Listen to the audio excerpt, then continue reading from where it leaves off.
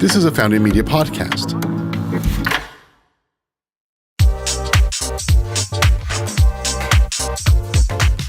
Hello, everybody. How are you all today? Thank you for joining us on our episode of Up and Comers here at Founding Austin Magazine. I'm here with a gentleman who is like a rock star in this community of Austin, Texas. He's the Chief Programming Officer for South by Southwest, Hugh Forrest.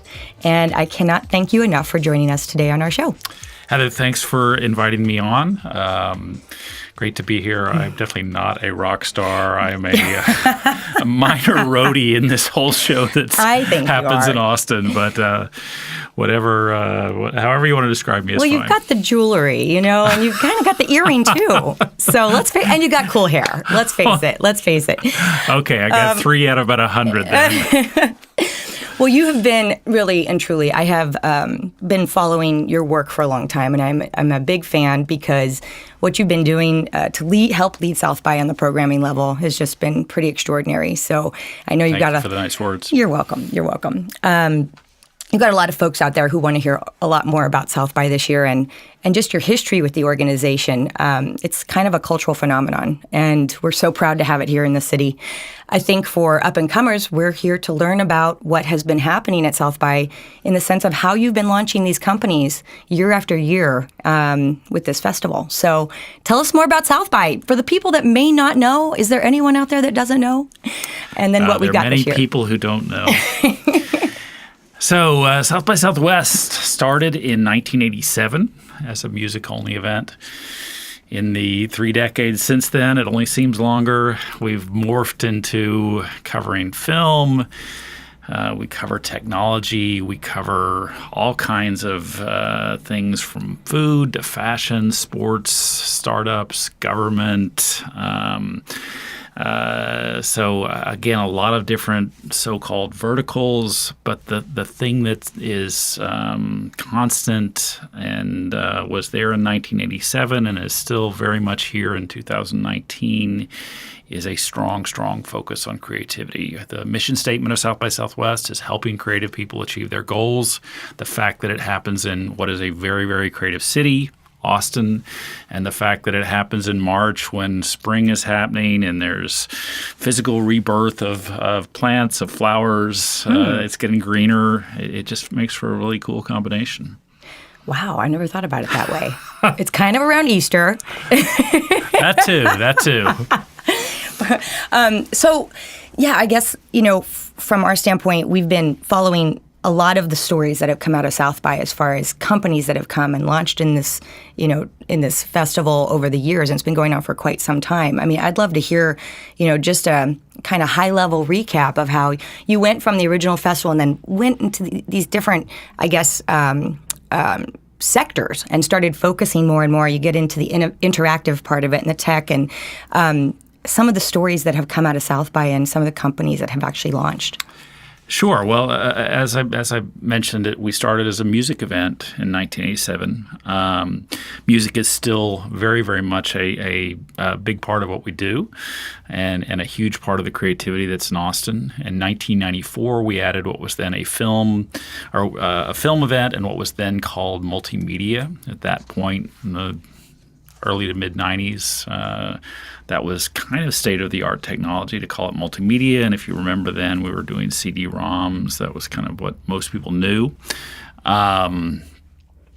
Film, music caught on very quickly because we had such a strong music scene. Film caught on also quickly because you had this burgeoning film scene in Austin with people like Rick Linklater and Robert Rodriguez, and that scene beginning to blow up. Multimedia was a much harder fit. And I remember struggling with this multimedia event for 5, 6, 7, 8 years as the other parts of the event would grow and prosper, and I didn't feel like we were growing as much as I wanted to. And I remember talking, pleading, arguing with my boss many times that why are we doing this multimedia thing? It just doesn't quite make sense in the context of music and film, and my boss would usually say, give it one more year, and if we don't see any real, positive signs, then maybe we'll reevaluate and decide if this is the right thing. We kept kind of plugging away and persevering, and eventually we ended up in kind of the right place, the right time when all this content was going to digital, and B, this kind of social media revolution was beginning.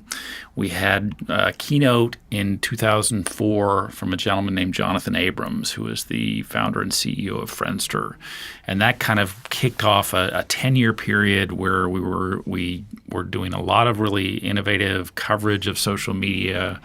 We had a lot of, again, the early leaders in that space at South by Southwest. It's hard for us to think of it now, but at that point, people were really learning to get on social media, what social media was all about. Again, makes sense to most of us now. It didn't at that point. I would say that, again, while music and film were going steady, growing steadily from 1987 to 1994, respectively, for the what was then termed interactive. What our big kind of tipping point, turning point, was 2007, when Twitter kind of launched at South by Southwest. I say kind of because Twitter had been out for several months before South by Southwest, but they were always they've always been nice enough to credit South by Southwest as the place that they officially launched. And they got such buzz out of South by Southwest that it made a ton more startups want to come to South by Southwest. They got such buzz out of South by Southwest that it made a ton more VCs want to come to South by Southwest to discover the next Twitter. And again, really fueled what was a before Twitter and an after Twitter in terms of the growth and scale of the event. 2009, we had a company called Foursquare launch. They were the kind of one of the first big location-based apps. And on the same day, we had an Austin-based company called Gowalla, which launched, which was also this kind of location-based thing. Gowalla eventually, I think, got bought by Facebook and is no longer. Foursquare, actually, Dennis Crowley is speaking at this year's event, and they've morphed several times. Some of the other, big-name tech kind of companies that have been involved in various forms at South by Southwest. According to a story in Fast Company, Uber was hatched at South by Southwest in the sense that Travis was here and had some kind of late night brainstorming session, no doubt because he couldn't get a taxi in Austin. Oh, right. Airbnb, I think South by Southwest was its first test case, and they sold 2 rooms, one of which was to Brian Chesky, the founder. Goodness. So there have been a lot of companies. More recently, 2015, a company called Meerkat launched here, or launched right before South by Southwest. They had a huge buzz at South by Southwest. They were this live casting platform. The fact that they got so much buzz at South by Southwest caused Twitter to push out the launch of their application along the same lines, which is Periscope. Meerkat doesn't exist in its current form anymore. Periscope, I think, does, but you can kind of draw a straight line between both those things and Facebook Live.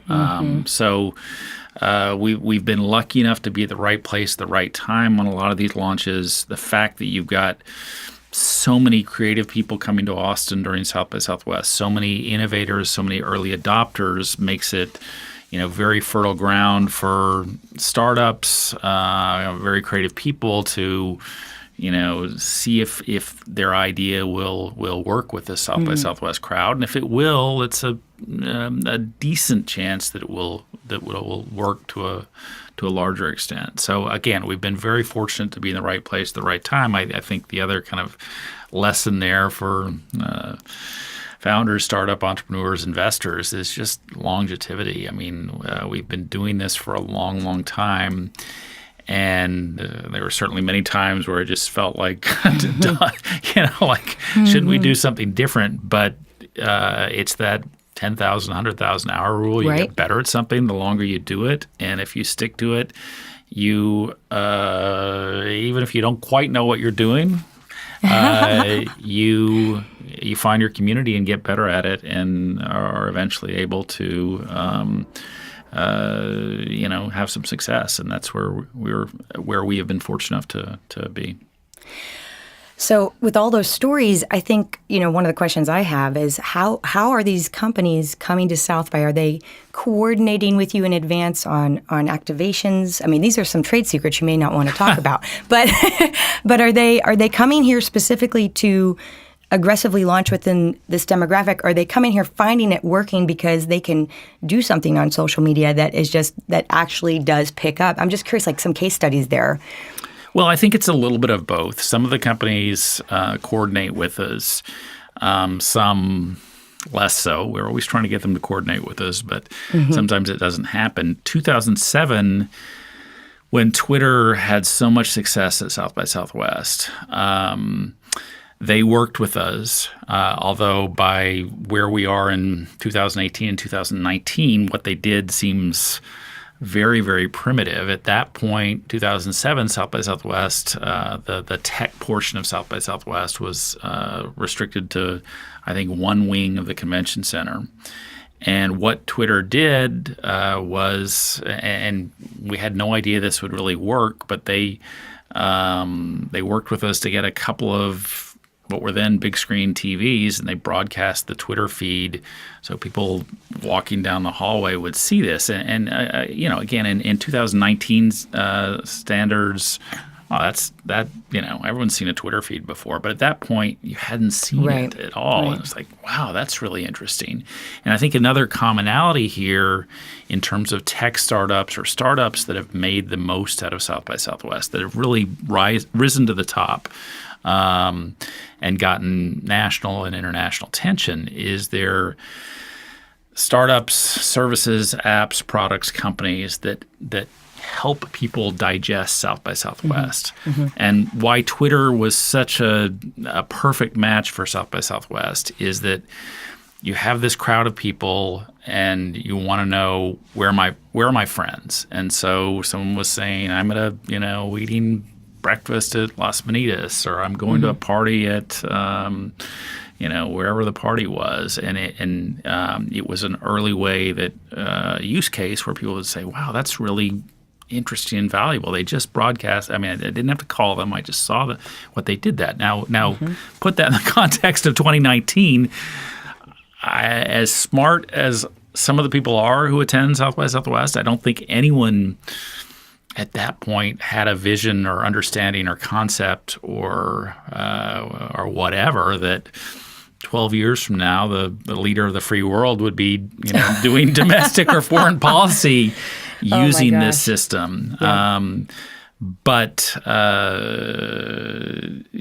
people clearly understood that there was a lot of potential. I just not sure that they understood that kind of potential. What will be interesting to see is the kinds of apps, products, services that happen in 2019 and 20 and beyond. I think what we'll see in the future, whether it's South by Southwest or whether it's another conference or event, is things that inevitably make what we're using now look like primitive and child's play. Again, I mentioned that Friendster was the keynote in 2004, and most of us probably don't even remember Friendster, but remember what came after that was MySpace, which we were all way into at the time, and now kind of seems quaint. And that is generally how technological innovation happens: is that new advances come and make the old things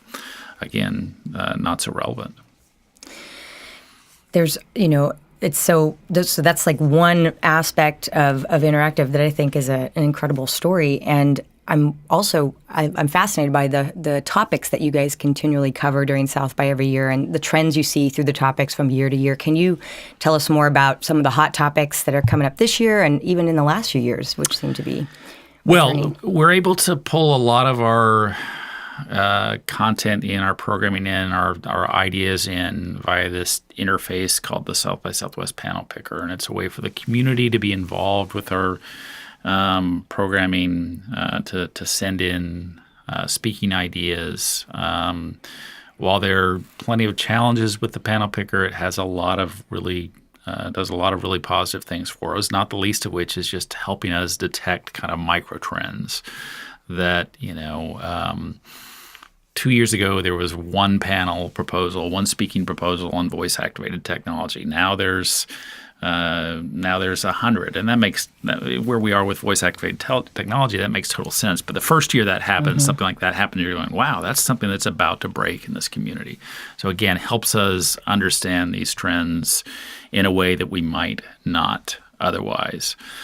And that is, I think, helped us stay relevant, helped us connect with up-and-coming speakers, up-and-coming experts that the world doesn't know yet, but they're going to be the name that, wow, I saw that person at South by Southwest in 2019 in a room with 10 other people. Now she is the CEO of the world's best self-driving car company, something like that.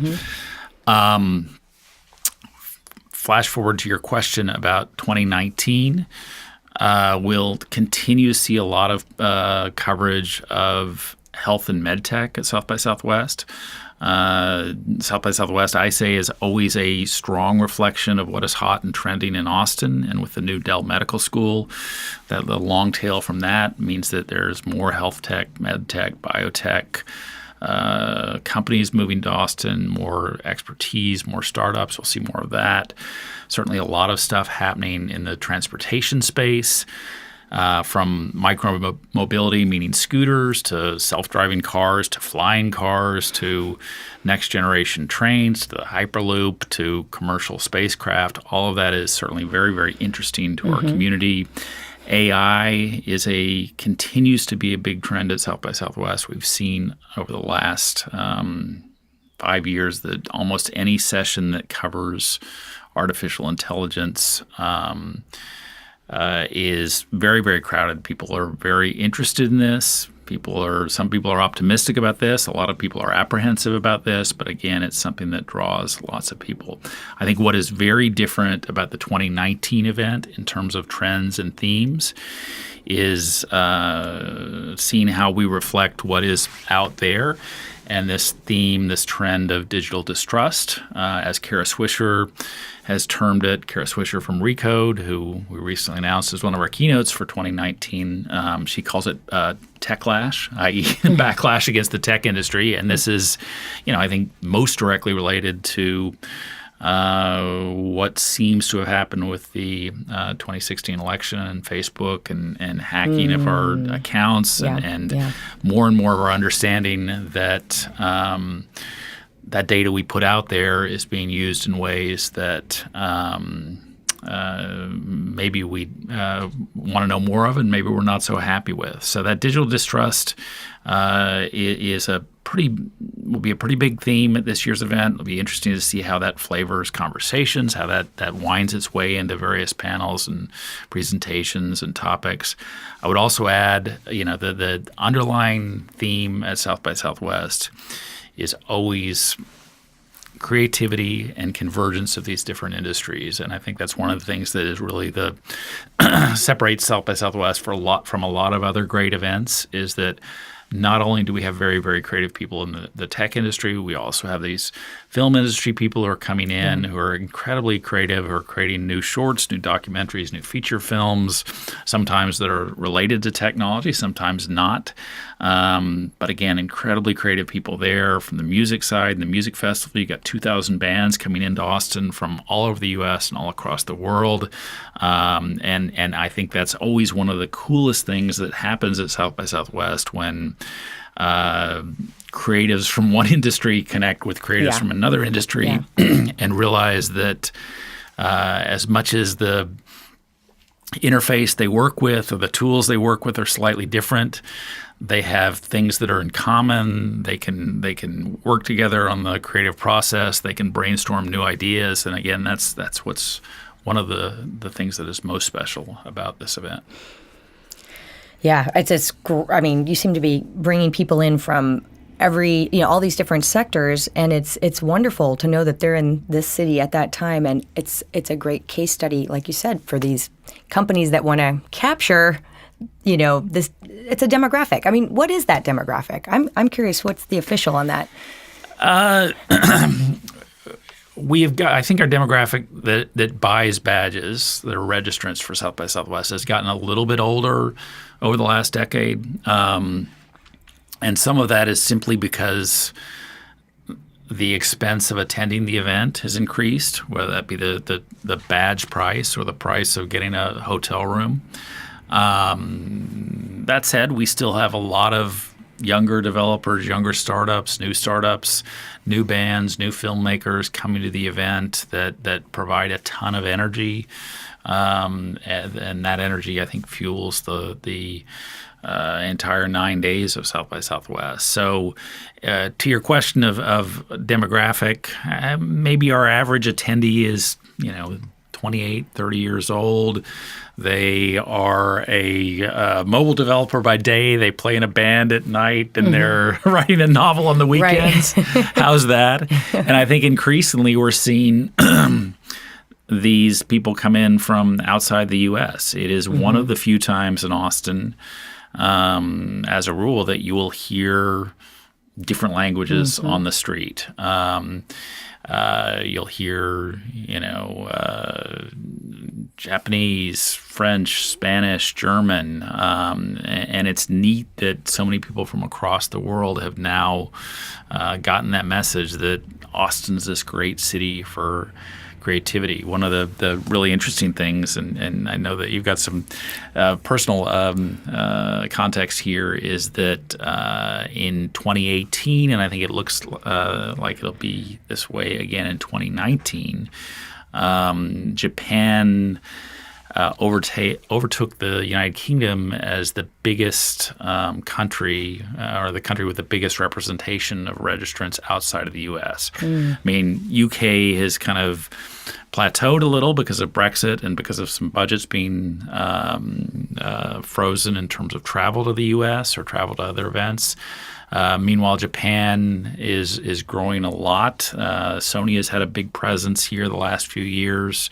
They're doing several different activations, or the country of Japan, or people from various parts of Japan are doing several different activations at this year's event. So again, I think that's really, really neat to be able to provide a platform where people can network with other very, very creative people from not only around the U.S. but around the world, and somewhat contradicts some of our current narrative that the only things that matter are what happened in the U.S. Oh, yeah, absolutely. It certainly matters what happens all around the world, right? Right. I lived in the Netherlands, 15, 16, 20 years ago now, and Austin was, a lot of people knew about Austin because of South by, and so that's been going on for a while. Yeah. So, okay, we've got just a few more minutes. So I want to know about what used to be your accelerator, but is now your pitch program at South by, because this whole first season that we're doing with up-and-comers has been focused on accelerators. So tell me more about that. Well, we started about a decade ago, and I added another element to the event called South by Southwest Accelerator. I think we typically try to add some kind of new element every year. Sometimes that succeeds, sometimes doesn't. In a sense, that's a startup-like approach. You're putting out some kind of new feature. If the users like it, great. If they don't, then move on to something else. So the idea at that point was how can we better showcase startups that are coming to South by Southwest.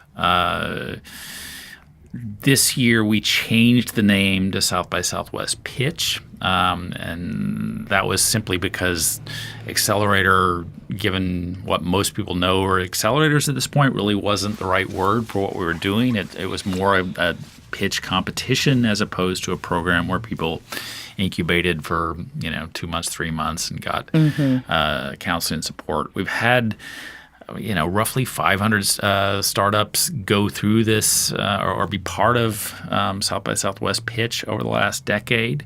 And by that, I mean finalists will typically get about 500 applications in every year, and 50 of those are chosen as finalists. So it's a great way for us to recognize, highlight, showcase innovative startups, innovative founders, innovative entrepreneurs from around the U.S. and across the world. We've seen a